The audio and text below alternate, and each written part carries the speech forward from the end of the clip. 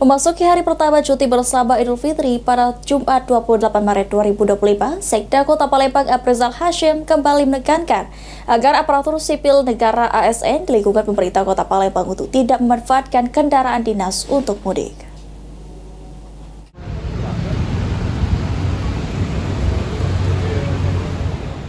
Memasuki hari pertama cuti bersama Idul Fitri pada Jumat 28 Maret 2025, tradisi mudik mulai dilakukan warga. Terkait hal tersebut, Sekda Kota Palembang Aprizal Hashim kembali menekankan agar aparatur sipil negara ASN di lingkungan pemerintah Kota Palembang untuk tidak memanfaatkan kendaraan dinas untuk mudik. Hal tersebut sesuai dengan surat edaran yang sudah disebarkan pemerintah Kota Palembang terkait larangan penggunaan kendaraan dinas di luar kegiatan kedinasan. Kebijakan larangan penggunaan kendaraan dinas juga sesuai dengan yang tertuang dalam surat edaran Komisi Pemberantasan Korupsi Nomor 7 Tahun 2025 tentang pencegahan dan pengendalian gratifikasi.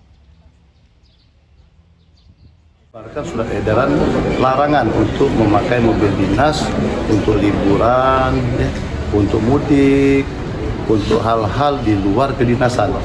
Kedinasan di waktu libur ini, di bulan ini kami tidak mengizinkan semua ASN untuk memakai mobil dinas di hari-hari libur ini kegiatan-kegiatan yang bersifat bukan kedinasan.